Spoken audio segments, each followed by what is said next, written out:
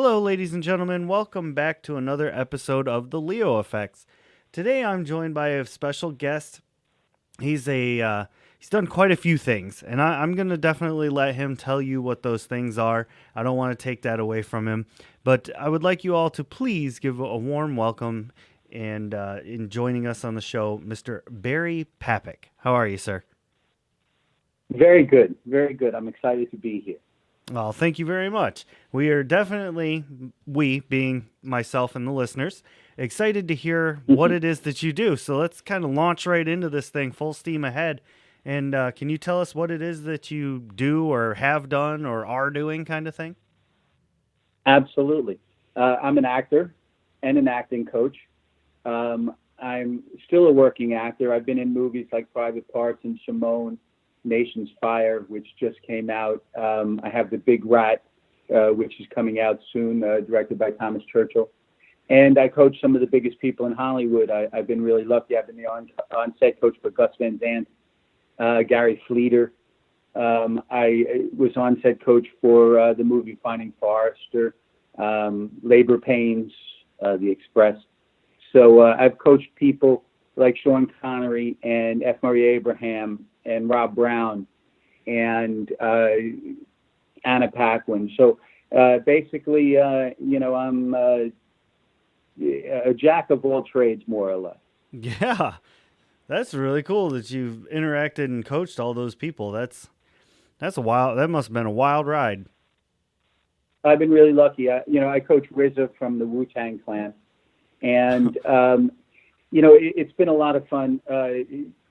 Eric Benet, who is Halle Berry's first husband and is a great R&B singer and is now doing movies.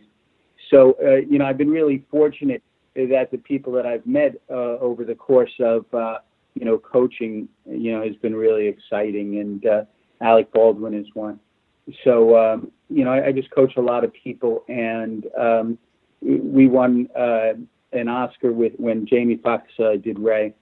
I coached him.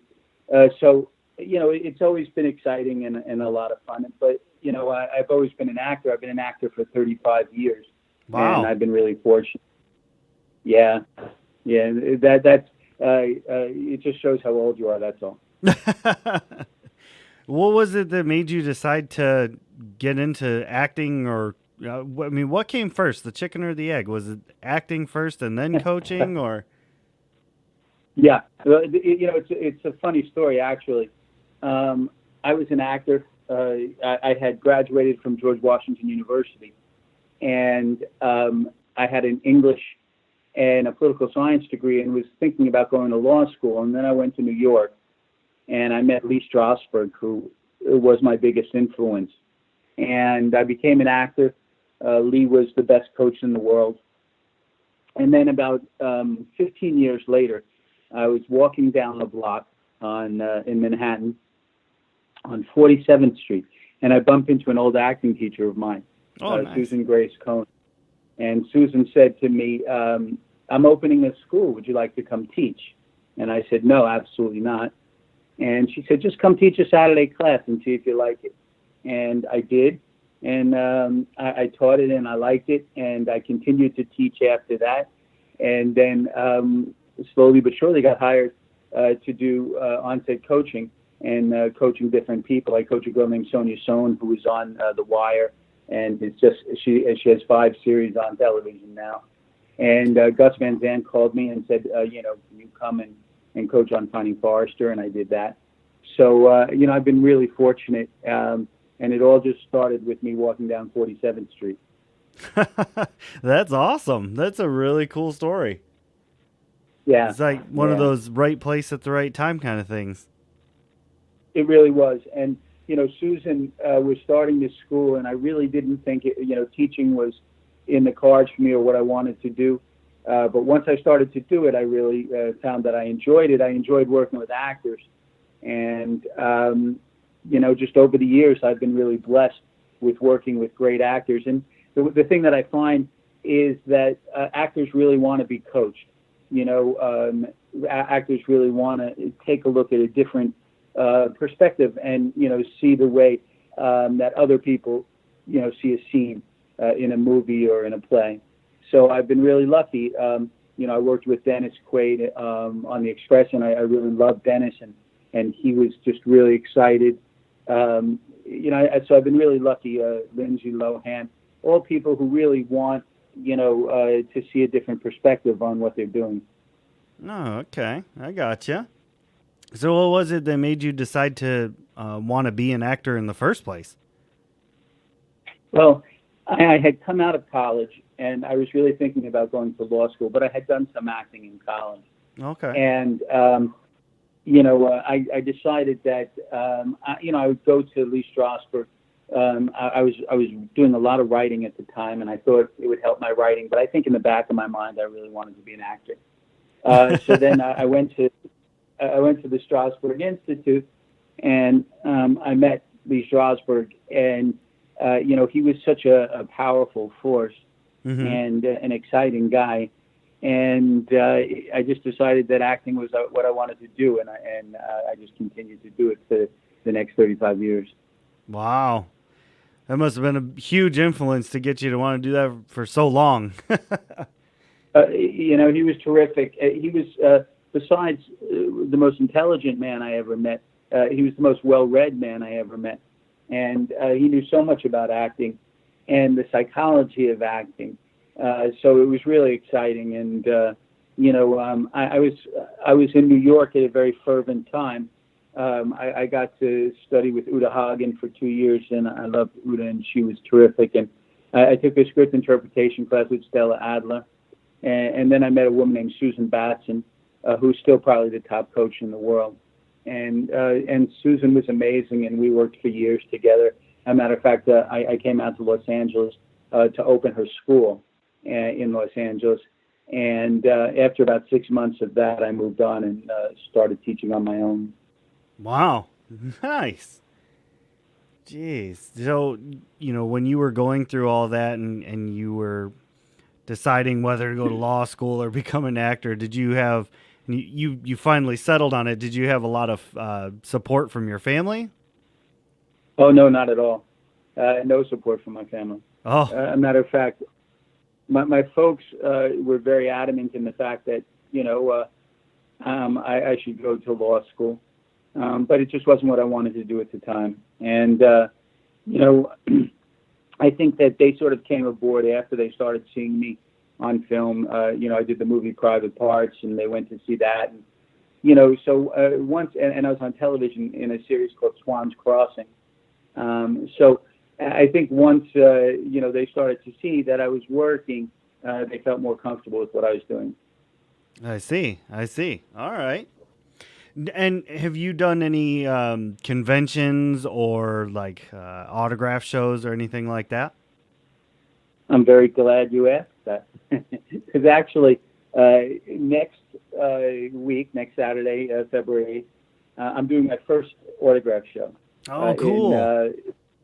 In Victorville. And it's the San Bernardino, Victorville area, and it's the Victorville County Fair, or maybe the San Bernardino County Fair. And there's going to be about 20 actors there, and we'll be signing autographs and meeting people and taking pictures with people. And I'm really excited about it. It's next Saturday from 9 to 5, so I hope anybody listening who lives in that area comes out and says hello to me and tells me that they heard me on the radio. But it's real exciting, and I'm just really excited to meet people because of Private Parts, and because Howard has such a large following.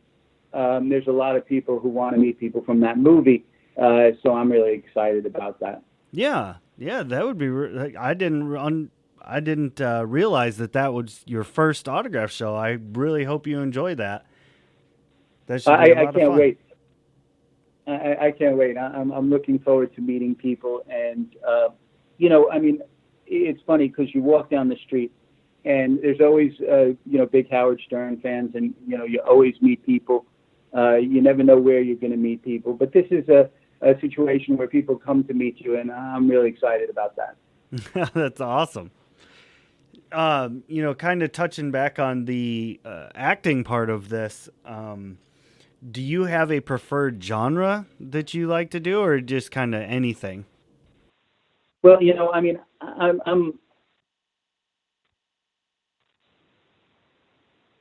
I'm sort of like an acting hooker. I do anything that I get paid for. So, I really I don't care. Lately, I've been doing some horror films with Thomas Churchill, which I'm really excited about. Okay. All right. I can buy off on that. Yeah, I did a creature feature called The Big Rat, which should be out soon, and I think it's just a great script. Thomas wrote the script and directed the film, and I've really enjoyed working with Thomas. We've done 3 movies together, and I think The Big Rat is just going to be just a classic. I think it's a really wonderful film. Awesome. That's really cool. And so, what I guess what I'm kind of leaning towards with that would be, if you could be in any kind of film, be it any genre or any existing or even one that you might have in the back of your mind coming up, what would it be? I think that's a great question. Um, I'm a dramatic actor, and the one film that I've always wanted to remake is the movie Marty by Patty Chayefsky. It was done years ago, and it won an Oscar for Ernest Borgnine and an Emmy for Lee J. Cobb because he did it as a television play. And I just think it's a really wonderful piece. It has an incredible warmth about it, yet it's a dramatic piece. And it's something that I've always thought of either restaging or doing as a movie and again. And I think I'd like to do that soon. That would be cool. That'd be a nice one to see. Now, I saw on your IMDb that it said director on that. Was that like an assistant director, or did you actually do your own? Or No, I did my own film, and I'm looking forward to doing more of that. You see, being an on-set acting coach is really secondary directing. I work with actors, and give them intentions and steer them in directions. So I directed my own short film. It's called Breakable, and I had a blast directing it. It was a lot of fun. I had a great cast. A girl named Kelly Wolf, who was on Parenthood, and is just really talented, and a girl named Cece Page, who is up and coming. She was 16 at the time. I think she's probably 18 or 19 now, and just a terrific actor. And Meth Bandera and myself. So the only problem I had with Breakable is that I did too much. I directed it, I produced it, I starred in it. And next time I'd love just to direct and not be in a piece and just direct it. So I'm looking forward to that. And, but I love directing because I love working with actors. right. Yeah, that makes sense. So do you have another movie in the back of your mind you're thinking? Well, you probably don't want to give that away. You wouldn't want anybody to steal your ideas. So, it's funny. I'm in a group called Detroit Street Films, and we meet every other Tuesday, and we read through some pieces and we shoot some pieces, and we've shot about 14 shorts. And I'm really looking forward to. I've written a couple things for that, and I'm looking forward to shooting a couple of those, and then ultimately shooting a feature. Okay, nice. I'd like to see that. I think. Thank you. Thank you. I'd love to do it. So, being that you've done the acting and you've done the directing portion of this and the coaching portion of this, like you've kind of done all these parts. How do you feel about and the writing? And the writing portion of it. Oh, that's very true. And actually, I feel like probably as a writer, this question becomes more pertinent. Do you feel that script acting or improv acting is a little bit more fun for filming? For me, script acting is, because it really shows the actor making choices. I have nothing against improv acting. I would love to do a show like Curb Your Enthusiasm where, they give you a structure and you have to improvise within that structure. I love doing that because I love to create. I think that if you take a script and really make choices in that script, and I think that's just a really exciting way to act. So, I would much rather act with a script. All right, that's fair. That's fair. And so, do you, when you're working with a script and things like that, and suddenly there's a script change, do you get upset by that, or is it just like, oh, okay, we're gonna roll with the punches, and show must go on? I think you have to roll with the punches. There's nothing you can do. When I did the movie Private Parts, the first scene that I did, within a half hour before, they told me that they were changing the scene. I did a TV show called Magic City, and we were supposed to shoot in one place. The set wasn't ready yet, so it ended up being a walk and talk. Oh, so okay. you have to be on your feet, and you have to be ready for change.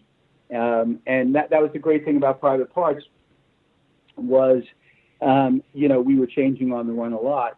So, it was really exciting. The director was Betty Thomas. She's just terrific. And, so it was really exciting to do. And so they came up with script changes, and, we came up with, the scenes. And my first scene in Private Parts was with Paul Giamatti. And I love Paul. He's an incredibly creative actor. And a lot of that scene was created about half hour before we shot it. Oh. Yeah, that must have been wild. It was. Fortunately, the writer was an incredible writer. Mm-hmm. He had written Meatballs and Stripes, which is one of my favorite movies of all time. So, he was so creative that it was easy. He could create on the run, and his words were so fantastic that they're easy to memorize and move on. Nice. That's really, really cool. What would you say? I mean, you've been doing this for a while, and I've asked guests before, and they've said, "Oh, things have changed so much," but you're still kind of in the mix of it. So I'm kind of interested to hear your take on this question. But what do you feel would be some advice you would give to somebody who's brand new to this? They're just starting out, bright-eyed, bushy-tailed. What would your advice to them be? Well, I think the first thing is to get into a good class. I just think it's really important. And I'm not just saying that because I'm a teacher. I'm saying that because it gives actors a place to perform and to create their craft.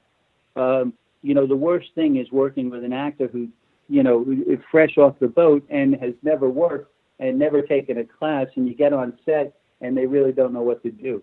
So I say get in the class. It's where you form your community. I'm still really close friends with a large portion of the people that I was in my first acting class with. As a matter of fact, the first movie I ever did was directed by one of my first scene partners in acting class.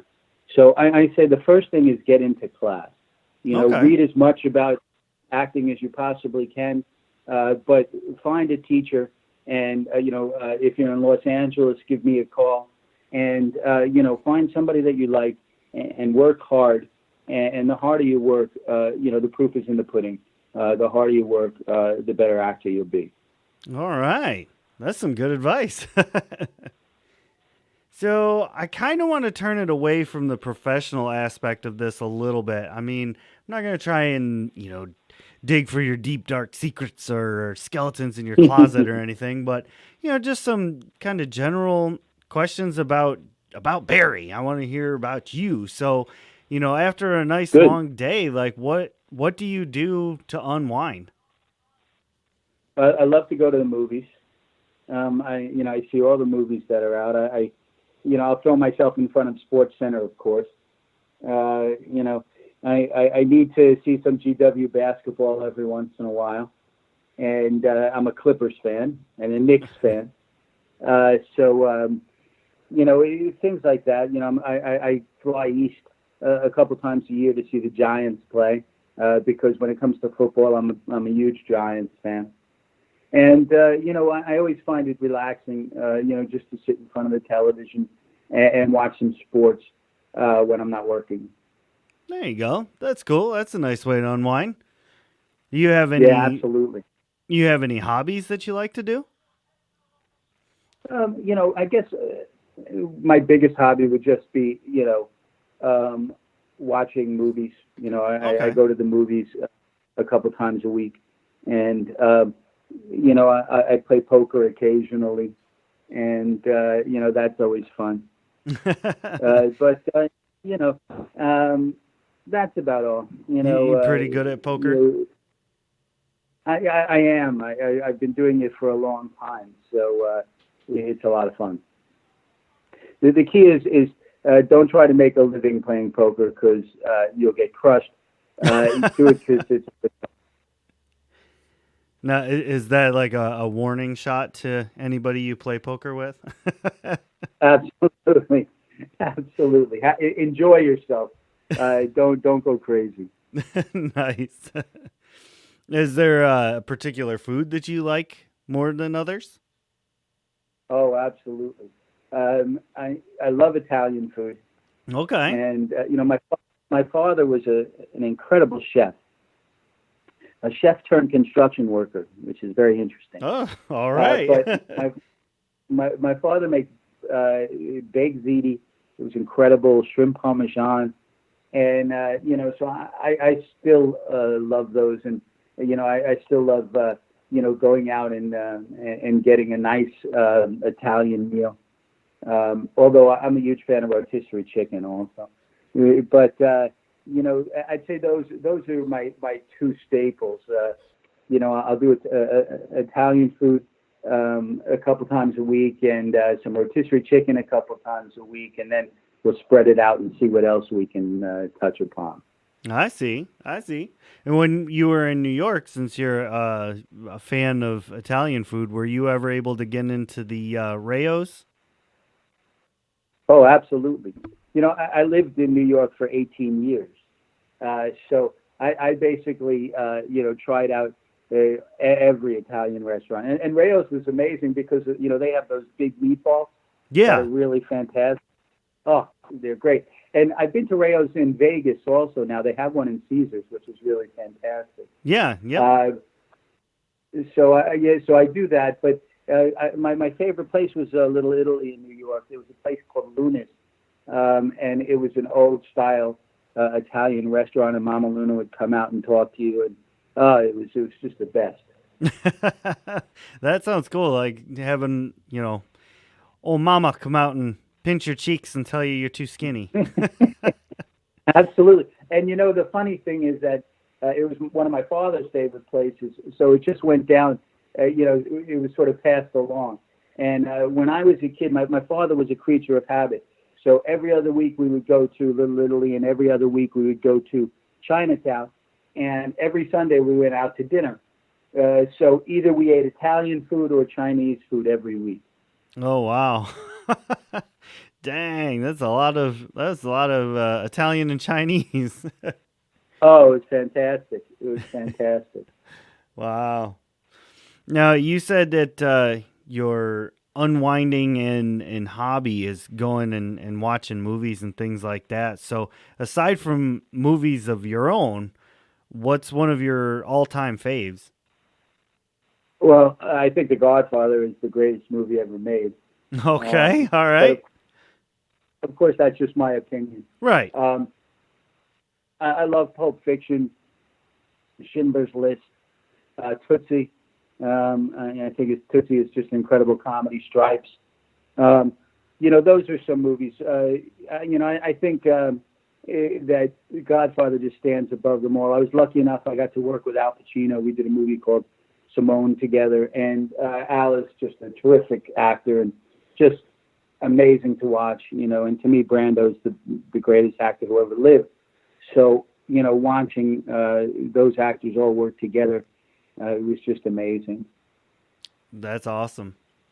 And I have one last little question here before we start wrapping things up. And from all the different things that you've done, obviously you kind of move around. You're pretty fluid on different sets and things like that.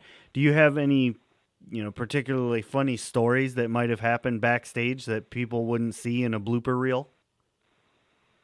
Yeah, absolutely.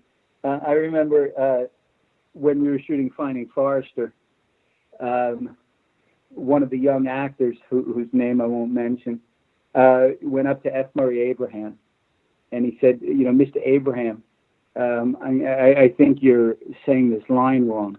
Now, F. Murray was a Oscar-winning actor and a terrific actor. So he said he looked at this young kid and he said, "Oh, I'm sorry. Did I say that line wrong? I'll tell you what. Why don't you just act the whole movie yourself, and I'll just leave." And the kid turned white, and he came up to me and he goes, "Why didn't you tell me not to say anything?" And I said, "Are you kidding? That was the highlight of my day." And and that's especially working with young actors. Often they'll meet experienced actors and make huge mistakes, but that's how we learn, and it's wonderful.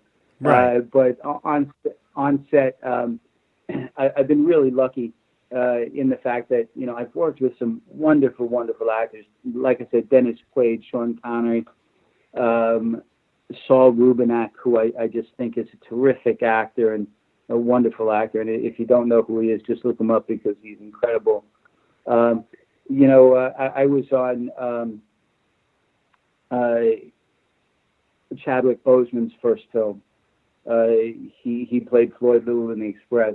Mm-hmm. And and you could just see that he was going to be a big star. And he was really wonderful. I worked with a kid named Rob Brown, who is on Blackmail now and is just a terrific actor. Nice. So I've been really lucky, and whenever you're working with young actors, you never know what's going to happen next. Right? Isn't that the truth? It's probably a lot like just having children in general. Exactly. One time I was with Sean Connery, and we were watching dailies of a movie, Finding Forrester, and I was working with Anna Paquin and Rob Brown in that movie, and before the camera would start rolling, before the director would yell action, the actors would say Barry sucks, having fun. And Sean was like, "What are they saying?" And I go, "Never mind. You don't want to know." Oh my gosh! But it was very funny, and they were 16 at the time, and just doing terrific work, and it was very funny at the time. That's great. No, Yeah. don't worry about what they're saying. Yeah. Pay no attention to those actors. There you go. Oh man. So as much as I hate to say it, the show is running low on time, and I don't want to miss out on the opportunity to let you tell the listeners where they can go to find all your social media and how to follow along with all the things that you do. That sounds great. They can find me on Facebook at B Papick, on Instagram at B Papick, BPAPICK. They can go to my website, which is barrypapick.com. And they can email me at bpapick@aol.com. And I work with actors all over the country. We Skype and FaceTime. And, I work with actors in Los Angeles, live and in color. And, Cool. It's really exciting. I'm just getting ready to do another movie with Thomas Churchill, which I'm really excited about. And The Big Rat should be coming out soon. And Nation's Fire came out last week and is on video on demand. iTunes, anywhere you can find a movie, it's there. So Nation's Fire is exciting. I'm in that. Big Rat is going to be fantastic. I think it's going to be a cult movie, and I just love it. And yeah, come find me. Come work with me. Come hire me. I'm always available, and I'm looking forward. I love working. Great, great. And I will do my best to make sure that all of these things are posted up in the description of the podcast on Anchor so everybody can get to it. One-click shopping. And, I just want to say thank you so much, Barry, for coming and joining me today and telling me a little bit about yourself. I appreciate it. Ray, it was so much fun. This was great. And thanks for having me. Yeah, I absolutely agree. You're just a great guy. You got some awesome stories. This has just been a blast to talk to you. So thanks. And, my pleasure. And to all the listeners out there, thank you very much as well for tuning in. And, it's not, if it wasn't for the fans and the listeners and the people that actually, tune in, we wouldn't do this stuff. So thank you very much for checking it out.